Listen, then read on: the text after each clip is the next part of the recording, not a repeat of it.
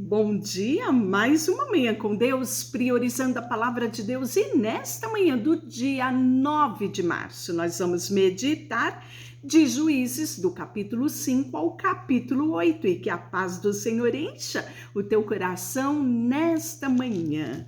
Ontem não deu tempo de eu comentar a respeito, de uma mulher excepcional que nós vamos ver início, do comentário no capítulo 4, Débora e Baraque, Baraque era, na verdade, um grande comandante. E aí você vai entender, a posição de Débora, juíza em Israel. Débora, ela é uma profetisa, ela era mulher de Lapidote, e ela julgava Israel naquele tempo. Só que ela não tinha um lindo tribunal.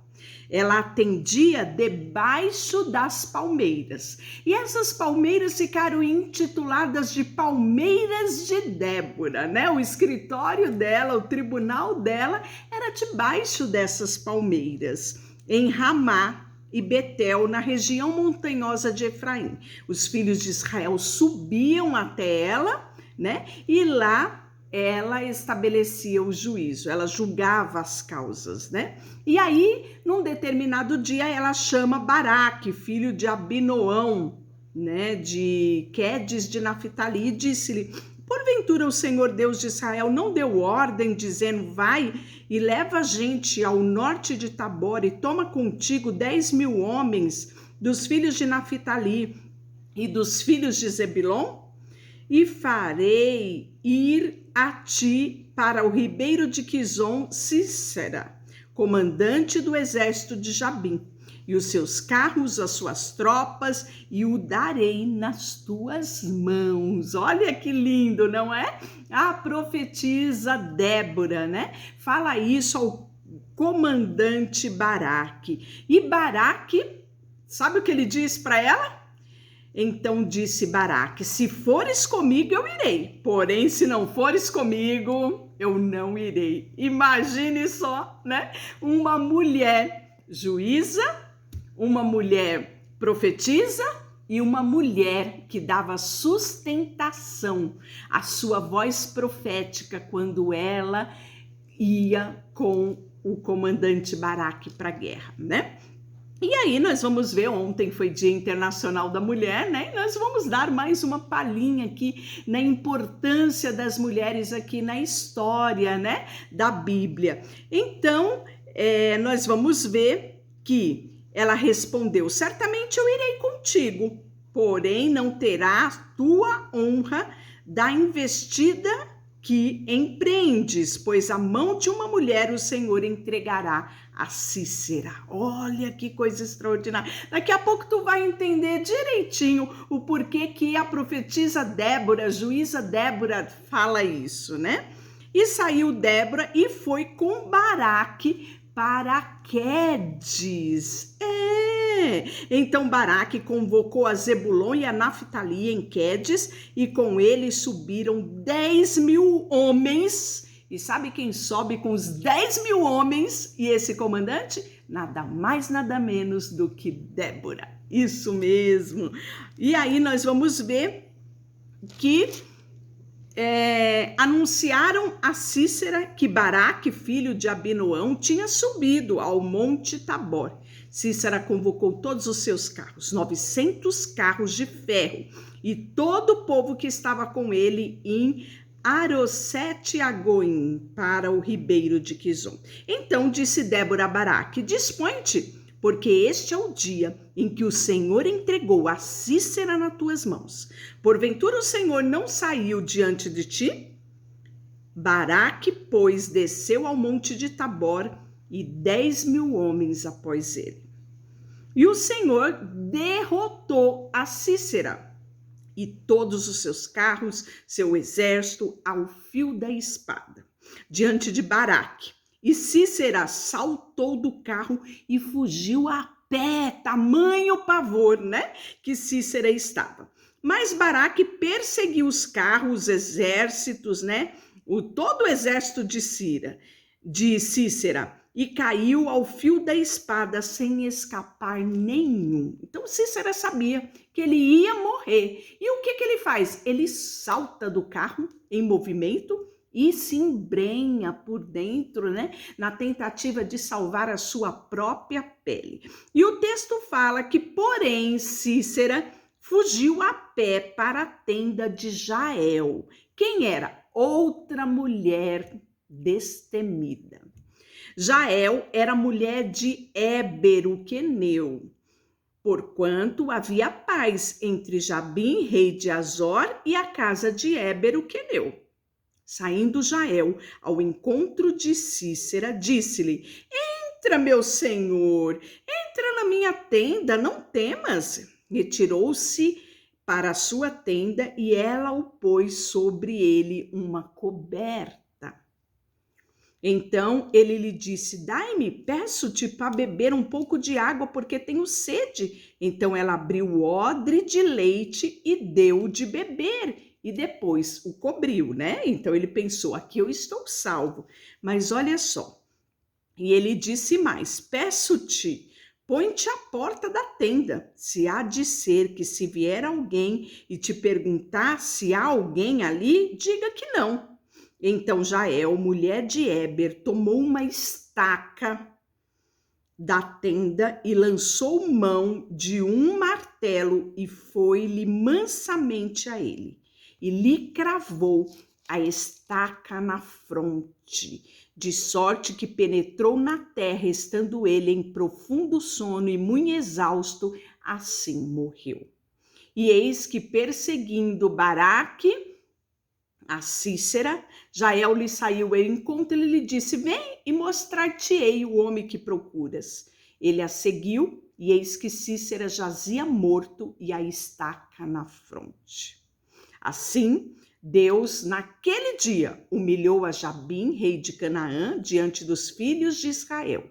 E a cada vez mais a mão dos filhos de Israel prevalecia contra Jabim, rei de Canaã, até que o exterminaram. Olha que coisa linda, não é? Então aqui a gente está vendo no capítulo 5 o cântico de quem? De Débora. Naquele dia cantaram Débora e Baraque, fizeram uma dupla. Filho de Abinoão, dizendo: desde que os chefes puseram à frente de Israel e o povo ofereceu voluntariamente, bendizei ao Senhor. Ouvi, reis, dai ouvido, príncipe, e eu mesma cantarei ao Senhor, salmodiarei ao Senhor, Deus de Israel.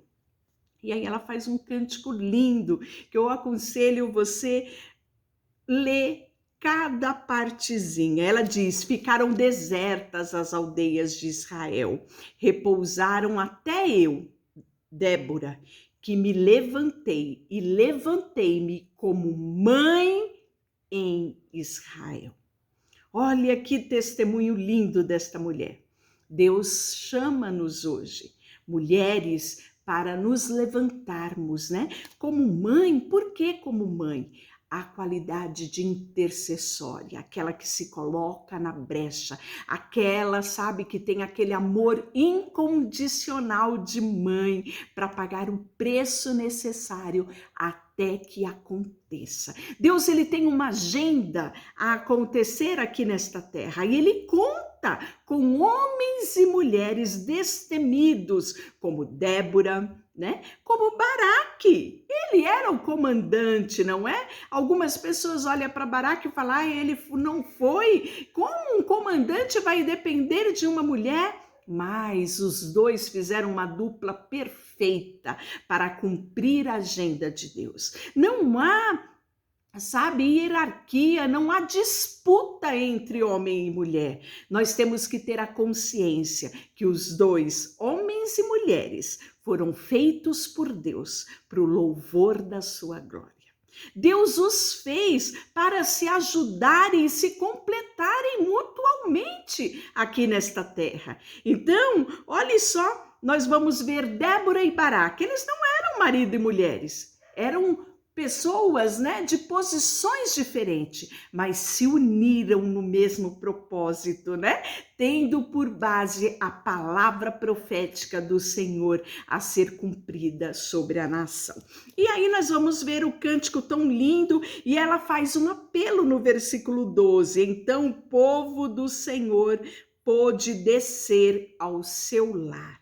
Desperta, Débora, desperta. Desperta, acorda, entoa um cântico, levanta-te, Baraque, e leve presos os que prenderam tu, filho de Abinoão. Então desceu o restante dos nobres, o povo do Senhor em seu auxílio contra os poderosos. E aí continua, disse também os príncipes de Issacar, que foram com Débora. Issacar seguiu a Baraque, em cujas pegadas foi enviado para o vale. Entre facções de Ruben houve grandes discussões. Porque ficaste entre os currais para ouvirem a flauta? Entre as facções de Ruben houve grande discussão. Gileade ficou da além do Jordão. E Dan, por que se deteve junto aos seus navios? Asser se assentou na costa do mar e repousou nas suas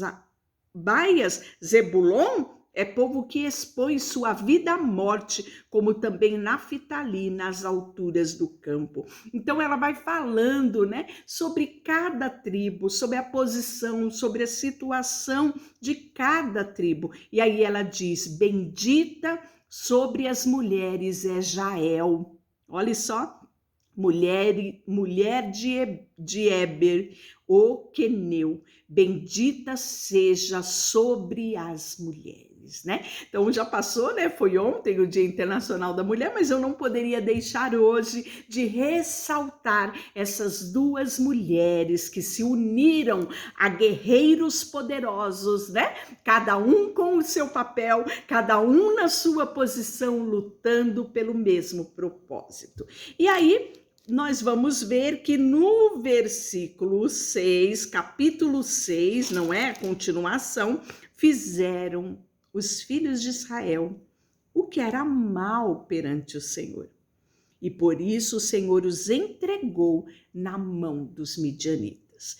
Então, desde a conquista aqui, né, desse período de Baraque, Débora, Jael, né, toda essa unidade aqui das tribos, decorreu um tempo de paz. Mas qual foi o próximo episódio? Está relatado no capítulo 6, não é? Agora nós vamos ver a opressão dos midianitas e o dos amalequitas. Então, nós vamos ver que os midianitas, eles viviam ali, né, se concentravam ali na região sul de Edom, né, e atacaram Israel junto com os amalequitas. Eles vão se unir nessa missão e eles vão oprimir o povo durante muito tempo. O versículo 2 diz que, prevalecendo o domínio dos midianitas sobre Israel, fizeram estes para si, por causa dos midianitas, covas que estão em montes, em cavernas, as fortificações, porque cada vez que Israel semeava, os midianitas, os amalequitas, como também o povo do Oriente, subia contra ele. E contra eles acampavam, destruindo os produtos da terra. E até a vizinhança de Gaza não deixava Israel sustento algum, nem ovelhas, nem boi, nem jumentos, pois subiam com os seus gados, as suas tendas, e vinham como gafanhoto, em tanta multidão que não podia se contar, nem a eles, nem aos seus camelos, que entravam na terra para destruir tudo. Então, os filhos de Israel, muito debilitados com a presença dos midianitas, clamaram ao Senhor Deus.